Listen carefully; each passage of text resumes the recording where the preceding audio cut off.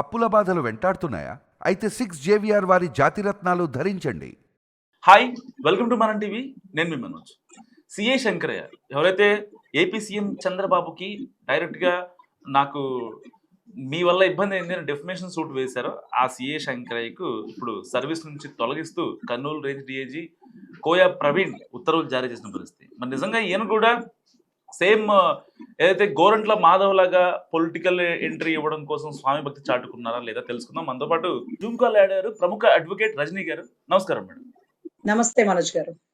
Madam, same Gorantla Madhav లాగే ఈ CI Shankaraiah కూడా చేశారని అనుకోవచ్చు మేడం. ఎందుకంటే పర్టికులర్ గా కేవలం ఆ రోజున విధుల్లో ఉన్న సిఐ శంకరయ్య ప్రాపర్ గా రెస్పాండ్ అవ్వకపోవడం, ఆ యొక్క హత్యకి సహకరించడం వల్లే ఇవాళ ఆ కేసు నీరు గారిపోయింది. సునీత గారు ఇన్నేళ్లుగా న్యాయ పోరాటం చేస్తున్నారు. కేవలం ఈ ఒక్క పర్సన్ స్ట్రాంగ్ గా ఉంటే అక్కడ ఇవాళ ఆ కేసులో నిందితులకు శిక్ష పడేది. ఆఫ్ కోర్స్ మనోజ్ గారు, ఈ పని ఎప్పుడు చేసి ఉండాలంటే 2018, 2019 సంవత్సరం ఎలక్షన్ కి ముందు వివేకానంద రెడ్డి గారు చనిపోయారు. అప్పుడు రక్తపు మడుగులతో చూసినటువంటి సిఐ శంకరయ్య గారు ఇది గుండెపోటు, గొడ్డలిపోటు కాదు అంటూ ఒక స్టేట్మెంట్ ఇచ్చినారు. ఆన్ మూమెంట్ లోనే అదే టైంలో ఆయన సస్పెండ్ అయిపోవాలండి. నాకు అదే ఆశ్చర్యం. అప్పట్లో టీడీపీ గవర్నమెంట్ హవా ఉంది, ముఖ్యమంత్రిగా ఆయనే ఉన్నారు, యువతల వాడు ప్రతిపక్ష నాయకుడుగా ఉన్నాడు. So what ever it may be, departmental లో డిసిప్లినరీ యాక్షన్ అనేది ఒకటి ఉంటది. తర్వాత ఒక రాంగ్ స్టేట్మెంట్ ఎందుకు ఇచ్చినారు, ఎంత తీసుకున్నారు, ఎవరు చెప్తే చేసినారు? సో ప్రభుత్వానికి వ్యతిరేకంగా మాట్లాడితే కాదండి, లేకపోతే ప్రజలకు నిబద్ధత పరిపాలన అందించలేకపోయినటువంటి ప్రతి అధికారి కూడా ఆన్ మూమెంట్ లో సస్పెండ్ అయిపోతాడండి. ఫర్ సపోజ్ ఒక ఎంఆర్ఓ కొలతలు వేయడానికి వెళ్ళి సరిగా కొలతలు వేయకుండా అవతల వాడికి ఫేవర్ గా మాట్లాడినా, అది రిపోర్ట్ స్పందన కంప్లైంట్ కి ఇచ్చినా కలెక్టర్ ఇమీడియట్ గా సర్వేయర్ ని సస్పెండ్ చేస్తారు. ఎంఆర్ఓ డెత్ సర్టిఫికేట్ ఇవ్వాల్సింది 10 రోజులది 4 రోజులు పెట్టాడు, పేమెంట్ అడిగాడంటే సస్పెండ్ అయిపోతాడు. మరి మరి అప్పట్లో ఉండేటటువంటి కడప ఎస్పీ ఈ పులివెందల పరిసర ప్రాంతాల్లో నీకేమయ్యా కళ్ళు పోయినాయా, ఎన్నాళ్ళు నీ సర్వీసు, అవును రక్తపు మడుగులు బాత్రూమ్ లో పెట్టి ఇక్కడ పెడుతుంటే నువ్వు గుండెపోటని చెప్తావా వాళ్ళకి ఫోన్ చేసి? అయినా నువ్వు సీన్ ఆఫ్ అఫెన్స్ లో ఎందుకు ఆ రూమ్ అంతా లాక్ చేయలేదు, ఆ ఇల్లంతా ఎందుకు లాక్ చేయలేదు? వాళ్ళంతా పోయి బకెట్లు నీళ్లు పెట్టి కడుగుతుంటే సోజ్యం చూస్తున్నావా, లేకపోతే సర్ఫు చీపిరి అందిస్తున్నావా, లేకపోతే పనాయిల్ డబ్బేసి స్మెల్ మార్చేసినావా? అంటే రాత్రంతా నానిపోయిన రక్తం కదా, బ్యాడ్ స్మెల్ వచ్చిద్దనా అని స్పాట్ లో సస్పెండ్ చేసి ఉండాలండి. ఎందుకు చేయలేదో నాకు చాలా ఆశ్చర్యం వేసింది. అంటే పెద్ద, అందులోనూ అల్లాటప్ప మర్డర్ కేసు కూడా కాదు కదండి, పెద్ద వ్యక్తి ఆయన. వివేకానంద రెడ్డి గారు అంటే దివంగత రాజశేఖర్ రెడ్డి గారి సోదరుడు, స్వయాన ఒక పెద్ద క్యాడర్, ఎంపీలు అవన్నీ చేసిన వాడు. సో అట్లాంటి విషయంలో ఒక నిర్లక్ష్య ధోరణితో ప్రవర్తించినటువంటి డిపార్ట్మెంటల్ స్టాఫ్, సిఐ అవని, పోలీస్ అవని, హెడ్ కానిస్టేబుల్ అవనండి, ఒక కేసులో ఎవిడెన్స్ తారుమారు చేస్తుంటే ఇమీడియట్ గా ఎస్పీ సస్పెండ్ చేసేస్తాడు. లేకపోతే ఈవెన్ దో ఆ కేసు కోర్టుకు వెళ్ళినప్పుడు, ఏమయ్యా నువ్వు సిఐవేగా, ఏం చేస్తున్నావు, నీకు ఇంటిమేషన్ వచ్చిందిగా, అదేదో నొక్కుతారు కదా 101, 100 అలాగా డైల్ 100 అంటారు కదా, డైల్ 100 నొక్కినారు కదా, రాగానే నువ్వేం చేయాలా, సీజ్ చేసేయాలా, ఏరియా సీజ్ చేసేయాలా, తాళం వేసేయాలా, ఫింగర్ ప్రింట్స్ వాళ్ళని తీసుకురావాలా, డాగ్ స్క్వాడ్ తీసుకురావాలి. ఏమేమి తీసుకొచ్చావు? వాళ్ళ ఇంట్లో డాగ్ చచ్చిపోయిందంట, తెలుసా నీకు? నువ్వు డాగ్ స్క్వాడ్ ని తెచ్చినావా, ఫింగర్ ప్రింట్స్ తెచ్చినావా, వాళ్ళ టీం ఏమన్నా వచ్చారా, క్లూస్ టీం వచ్చారా, ఎవరు వచ్చినారు? వాళ్ళేంటి సీన్ అంతా చెరిపేస్తుంటే నువ్వేం చేస్తున్నావు? ఈ ప్రశ్నోత్తరాలు ఏమీ లేవనెత్తలేదండి. సో నాకు అనిపించింది, ఇక ఏంటి ఏం జరుగుతుంది వ్యవస్థలో? స్పాట్ లో సస్పెండ్ అవ్వాల్సినోడు అప్పుడు సస్పెండ్ అవ్వలేదు, ప్రభుత్వం మారింది. తర్వాత జగన్ గారి ప్రభుత్వం వచ్చింది, ఆయనంటే పెంచి పోషిస్తాడు, అది వేరే విషయం. తర్వాత మళ్ళీ మన ప్రభుత్వం వచ్చింది, 16 నెలలు అయింది. ఇప్పుడు కూడా మనము గతంలో ఆ కేసు, చిన్న ఆయన కేసు, లేకపోతే సునీతమ్మ కోసమో మళ్ళీ రీ ఎంక్వైరీ, అది ఆల్రెడీ సిబిఐ చేతులకు వెళ్ళిపోయింది కాబట్టి గతంలో మీరు ఇలా తప్పు చేసినారంటూ మళ్ళీ డిపార్ట్మెంట్ లో ఎంక్వైరీ, డిసిప్లినరీ యాక్షన్ తీసుకోవచ్చు. మళ్ళీ మనం కూడా ఏమి తీసుకోలేదండి 16 నెలలు గడిచిన. ఇప్పుడు కూడా ఎందుకు తీసుకోవాల్సి వచ్చిందంటే సిఐ గారే స్టేట్మెంట్ ఇచ్చేసినారు. ఏమి ఇచ్చినారు మనోజ్ గారు, ఆ స్టేట్మెంట్ చదవండి. విధులకు ఆటంకం కలిగించారు, ప్రభుత్వానికి తప్పుడు సమాచారం చేరవేసినందుకు గాను దీనిలో క్రిమినల్ కాన్స్పిరసీ ఉంది కాబట్టి ఆయన్ని సర్వీస్ నుంచి తొలగిస్తున్నామని చెప్పి కర్నూలు రేంజ్ డిఐజీ కోయా ప్రవీణ్ గారు ఇచ్చిన స్టేట్మెంట్ మేడం. సార్ ఇక్కడ ఆయన చంద్రబాబు నాయుడు గారి గురించి ఒక లెటర్ కూడా రాసినాడు. అది ఒక ప్రభుత్వ ఉద్యోగి ప్రభుత్వ సీఎంని ఎదిరించి మాట్లాడిన చరిత్ర ఎక్కడా లేదు. అంత ధైర్యం ఎందుకొచ్చింది? అంటే అతనంతట అతను సర్వీస్‌లోంచి బయటికెళ్ళిపోవాలని కోరుకుంటున్నాడు. అతనంతట అతను రాజకీయంలో ఎంటర్ అవ్వాలని కోరుకుంటున్నాడు. అవును. 175 మంది ఏడాడో తుప్పల్లోంచి ఏరకొచ్చిన ఎంతో మంది రాజకీయ నాయకులు ఉన్నారు గదా! మరి నేనేమో మీకోసం ప్రాణాలకు తెగించి నా ఉద్యోగాన్ని రిస్క్ పెట్టి బకెట్‌లు, బకెట్‌లు నీళ్లు పెట్టి కడిగించినోడిని గదా! నాకేమిస్తారు? నాకేమన్నా టికెట్ ఇస్తారా? ఎమ్మెల్సీ ఇస్తారా? ఎమ్మెల్యే ఇస్తారా? ఏమన్నా మినిస్టర్ చేస్తారా? అంటూ ఆ గోరంట్ల మాధవ్ గారు వచ్చినట్టు నేరగాడు నందిగామ సురేష్ గారే ఎంపీగా అవ్వలేంది. నేను పోలీసోడిని నా ప్రాణాలు తెగించి బకెట్లు, బకెట్లు పెట్టి కడిగిచ్చానే, సర్ఫ్ ఎక్సెల్ తెచ్చినానే, సీపుర్లు ఎత్తుకొచ్చినానే అని అన్నోడు అడగడా? అడుగుతాడు. కడిగినోడు కాబట్టి ఇంకా గొప్పగా అడుగుతాడు. సో, దాని ఉద్దేశ్యం తనంతట తను రిజైన్ పెట్టకుండా ప్రభుత్వమే పంపించేసింది అనాల. ప్రభుత్వం ఎందుకు పంపించేసిద్ది? నిన్ను గతంలో కూడా ఎందుకు సస్పెండ్ చేయలా? తర్వాత 4 ఏళ్ళు, 5 ఏళ్ళు ఎందుకు పెంచి పోషించారు? ఇప్పుడు బయటికెందుకొచ్చాడు? ఈ 3 ఏళ్ళు రాజకీయం చేయడానికా? 3 ఏళ్ల తర్వాత టికెట్ కొట్టేయడానికే? అవును. మరి మా దరిద్రం ఏంటంటే మీలాంటోళ్ళని ఒక కాన్స్టిట్యుయెన్సీకి ఎమ్మెల్యేగా చేసి ఏది నేరగాళ్ళని లేకపోతే నేర చరిత్రను పెంచి పోషించినోళ్ళని ఎమ్మెల్యేగా చేసి మీ కింద నిజాయితీవంతులు, విద్యావంతులు, గుణవంతులు వీళ్ళందరూ బతకాల నేరగాళ్ళ కింద. సో, ఇది ప్రస్తుత వ్యవస్థ దుస్థితి అండి. సో, ఆయన్ని సస్పెండ్ చేయడానికి గల బలమైన కారణం మీరు మళ్ళీ ఆహ్, లైవ్‌లో అతనిచ్చిన స్టేట్‌మెంట్ కూడా చదివి రాష్ట్ర ప్రజలకు వినిపించండి.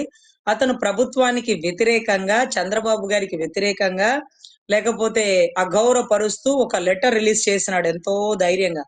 అసలు మీకు తెలుసో లేదో ఒక గవర్నమెంట్ ఎంప్లాయీ పొరపాటున ఏదైనా కండవ మీద కప్పుకుంటే స్పాట్‌లో సస్పెండ్ అయిపోతాడు. అంటే ఏ రాజకీయంగో ఉండకూడదు. అవును. ఇంకొకటేంటంటే ఏ గవర్నమెంట్ ఎంప్లాయీ ప్రభుత్వ వ్యతిరేక కార్యక్రమాల్లో పార్టిసిపేట్ చేయకూడదు. అది యాస్ పర్ రూల్ అండి. ఎందుకంటే ప్రభుత్వ సొమ్ము తింటున్నందుకు ప్రభుత్వానికి వ్యతిరేకంగా పార్టిసిపేట్ చేయకూడదు. అవును. అంటే ప్రభుత్వ ఖజానా నుంచే కదా వాళ్ళకి జీతాలొచ్చేది. ఏవో వాళ్ళకి కొన్ని గైడ్ లైన్స్ ఉంటాయండి. వాళ్ళు గవర్నమెంట్ ఎక్కడన్నా మీరు మీరు సుగాలి ప్రీతి వాళ్ళ కేస్ చూసినప్పుడు కూడా మీకు అర్థమవ్వాలి. సుగాలి ప్రీతి వాళ్ళ అమ్మగారు కూడా అప్పుడున్నటువంటి గౌరవ జగన్మోహన్ రెడ్డి గారికి వ్యతిరేకంగా వెళ్ళినప్పుడు ఆవిడకి చాలా ప్రమోషన్‌లు ఆపేసినారు. కొన్ని మెమోలు కూడా ఇష్యూ చేసినారు. కానీ నా బిడ్డ కదా! నేను ఎదురు తిరగకపోతే ఎలా అంటూ ఆవిడ ముందుకొచ్చారు. సో, అట్లా వాళ్ళకి చార్జ్ మెమోలుంటాయి. వాళ్ళ తీవ్రత పెరిగితే వాళ్ళని స్పాట్‌లో సస్పెండ్ గూడా జేస్తారు. సో, నాకు న్యాయం చేయట్లేదు ప్రభుత్వం, నిర్లక్ష్య ధోరణితో ఉంది ప్రభుత్వం అంటూ ఆవిడ స్టేట్‌మెంట్‌లిచ్చారు. ఇక్కడైతే ఏకంగా ఈయనేం స్టేట్‌మెంట్ ఇచ్చినాడు. సో, అలా ప్రభుత్వానికి వ్యతిరేకంగా ఉండకూడదు కాబట్టి యాస్ పర్ రూల్ అది కూడా క్రిమినల్ కాన్సిక్వెన్సీ‌తో. అంటే తనకి తాను సస్పెండ్ అవ్వాలని కోరుకుంటున్నాడు. ఎందుకంటే ఈ మాట మాట్లాడితే ఇబ్బందవుతదని తెలిసి కూడా మాట్లాడుతున్నాడంటే అన్నిటికి తెగించినోడే. అవును. బయటికి రావాలనుకుంటున్నాడు. పొమ్మనకండా పొగ అతనే పెట్టాడు. అతనే పెట్టిన పొగలోంచి అతనే బయటకొచ్చేస్తున్నాడు కావాలని. హ్మ్. సో, ఇటువంటి విషయాల్లో గత ప్రభుత్వంలోనే కొంచెం కామ్‌గా ఉండబట్టి అతను ఉద్యోగం పోకుండా ఉంది. నెక్స్ట్ వచ్చిన ప్రభుత్వం ఇంకా కూర్చోబెట్టి మేపింది. ఇప్పుడు మళ్ళీ అతని నిర్లక్ష్య ధోరణితో, అతని వ్యతిరేక వైఖరితో, అతని లెక్కలేనితనంతో ప్రభుత్వానికి వ్యతిరేకంగా మాట్లాడుతున్నాడు కాబట్టి అది కూడా కోపంతో, బాధతో వచ్చింది కాదు. Criminal కాన్సిక్వెన్సీ yeah! 120 సో, ఇటువంటి బలమైన సెక్షన్స్ అప్లికబుల్ అవుతాయి కాబట్టి అతన్ని స్పాట్‌లో సస్పెండ్ చేసే అవకాశం ఉంది. అదే రకంగా సస్పెండ్ కూడా చేసినారండి. రిమూవల్ ఫర్ సర్వీస్ కూడా అయిపోతది. అతనే బయటికెళ్ళిపోతాడు. చాలా మంది గవర్నమెంట్ ఉద్యోగస్తులు రాజకీయాల్లోకొస్తారు. ఏదో వాలంటీర్ రిటైర్మెంట్ వస్తారు గానీ, ఇలాగ కావాలని చూసారా ప్రభుత్వం నన్ను బయటికి గెంటింది. ఎందుకు గెంటింది? అవును. నువ్వేం మాట్లాడుతున్నావు? నీ స్థాయేంటి? నీ పరిధేంటి? గత ప్రభుత్వంలో ఇదే సీఎం గదా! నిన్నేమన్నా ఇబ్బంది పెట్టినాడా? అవును. సరేలే పెద్ద పెద్ద నేరగాళ్ళున్నారు. పాపం తప్పని పరిస్థితి అయిందేమో పోలీసోడికి తప్పక చేసినాడేమో మరెందుకు ఆగినారు? ఆగినారు. అవును. కానీ ఇప్పుడు కూడా ఆగితే నీలాగా ఎంతమంది తయారవుతారు? మీరు ఎక్కడైతే ఒక కాన్స్టిట్యుయెన్సీలో సీఏ క్యాడర్‌లో ఉన్నారో, ఆ కాన్స్టిట్యుయెన్సీకి మీ పరిధికి సంబంధించి ఒక నేరం జరిగినప్పుడు, మీరు as per rules and regulations ఎందుకు పాటించలా?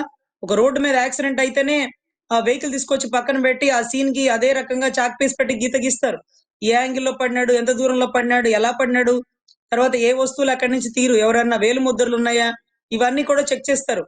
కానీ వాళ్ళు బకెట్లు పెట్టి కడుగుతుంటే చూస్తా సోధ్యం చూసినోడిని అసలు ఇప్పుడే కదండీ! ఎప్పుడో తీసేయాలి. అందుకే నేనెప్పుడు వివేకానంద రెడ్డి గారి కేసు చూసినా సీఐ శంకరయ్య గారు గాని, పీఏ కృష్ణారెడ్డి గారి మీద వీళ్ళిద్దరి మీద నాకు కోపమొస్తది. ఎందుకంటే చట్టం తెలియని వాడు ఆయన మీద అభిమానంతో చేసుండొచ్చు. లేకపోతే ఆయనంటే శత్రువుగా ఉన్నవాడు కోపంతో చేసుండొచ్చు. నువ్వు స్మిత ప్రజ్ఞత కలిగి ఉండాలా. ఒక పోలీస్ అధికారి, ఒక రక్షణ భటులు, మీరేం రక్షణ కల్పించినారు? కనీసం చనిపోయిన శవానికి కూడా రక్షణ కల్పించలేకపోయారే. శవాన్ని ఎత్తి హాస్పిటల్కి తీసుకెళ్లిపోయేవారికి సోద్యం చూస్తున్నారా? సరే పోనీ కొన ప్రాణం ఉంది తీసుకెళ్లారు. ఇక్కడ డోర్ లాక్ చేయాలి కదా, ఇల్లు లాక్ చేయాలి కదా, మరి ఎందుకు చేయలేదు? డెడ్ బాడీ కుట్లేసినారా? అంటే ఒక మనిషి చనిపోయాడో లేదో ముక్కు దగ్గర గాలి చూస్తే మీకు అర్థం అవుతుందా? కొంత పెద్ద హార్ట్ బీట్ తెలుస్తుంది కదా. మరి ఎంతవరకు చదువుకున్నారు? మా బొట్టోళ్ళకి ఇంకొకరి కంటే తెలీదు. మీరు అదే పోస్ట్ లో ఎస్ఐ నుంచి వచ్చిన వాళ్లే కదా. మనిషి చనిపోయినాడా బతికున్నాడా కూడా తెలియకుండా చనిపోయిన డెడ్ బాడీని మీరు ఏదైతే ఎర్రగంగిరెడ్డి ఆయన ఉంటారు కదా, మన భారతి గారి తండ్రి, వారి హాస్పిటల్ తీసుకెళ్లి డెడ్ బాడీ కుట్లు వేపించినారు. ఎందుకంటే గొడ్డలు పెట్టి తల మీద బాగా కొట్టడం వల్ల, నరకడం వల్ల పుర్రె చీలిపోయిందట. దానికి కుట్లేసినారు. కుట్లేసి మొత్తం ప్యాక్ చేసేస్తే సునీతమ్మ గారు కాసేపు పూలేసేసి కాళ్ళకి దండం పెట్టి వెళ్ళిపోతారు అనుకున్నారేమో. ఆడబిడ్డ కదా, ఆస్తిలో వాటానే కాదండి, తండ్రి చావు గల కారణాల్లో కూడా బాధ్యత వహించింది. అందుకే అంటారు అప్పుడప్పుడు కంటే కూతురునే కనాలి అని. నిజంగా ఆ ఆ ఆడబిడ్డ నిలబడినది తీరు చరిత్రలో గుర్తుండిపోతుందండి. అసలు నిజంగా ఐ రియల్లీ అప్రిషియేట్ ఆవిడ ఎవరో కూడా నాకు తెలియనప్పుడు కూడా నేను ఆవిడ గురించి చాలా సపోర్టెడ్ గా, చాలా గర్వంగా చెప్పేదాన్ని. తర్వాత ఆవిడ నన్ను కలిశాక వాళ్ళ హస్బెండ్ అంటున్నారు, అయ్యో మీరెందుకు తెలియదు మేడం, యువర్ ఎ ఫైటర్, మీరు చాలా బాగా మాట్లాడతారు ఈ కేసు గురించి, మీ వీడియోస్ విన్నాను అంటూ సునీతమ్మ గారి భర్త చెప్పిన మాట. తర్వాత వెంటనే సునీత గారు ఢిల్లీలో ప్రెస్ మీట్ ఇచ్చినప్పుడు కూడా నా పేరుతో సహా ప్రస్తావించి వీళ్ళందరూ నా కేసుకి సహకరించినారు, వీళ్ళకి ధన్యవాదాలు అని. మిగతా వాళ్ళ కన్నా ఆవిడెవరో తెలుసు, నేను ఎప్పుడు ఆమెను చూడలేదు. కానీ ఆవిడ పోరాడే ధోరణి, ఆవిడ ఉద్యమ స్ఫూర్తి, నాయన్ని చంపేసిన వాళ్ళు కూతుర్ని చంపరా అండి? ఎంత గొప్పగా ప్రాణాలకు తెగిస్తే ఒక ఆడబిడ్డ బయటకు వస్తుంది. సో అందుకే ఎన్టీ రామారావు గారు ఆడబిడ్డలకి ఆస్తిలో హక్కు ఇవ్వండి, ఆస్తిలోనే కాదు బాధ్యతలో కూడా వాళ్ళు హక్కు తీసుకుంటారు అన్నట్టుగా ఒక ప్రతిపాదన వచ్చిందేమో. నిజంగా రియల్లీ అప్రిషియేట్. ఈ ఈ ఈ టర్మ్ లో ఉన్న కేసు కొలిక్కి రావాలి, నేరగాళ్లకు శిక్ష పడాలని మనస్ఫూర్తిగా కోరుకుంటున్నానండి. థ్యాంక్ యూ రజనీ గారు. సో ఇది రజనీ గారు చూస్తున్నాను మనం.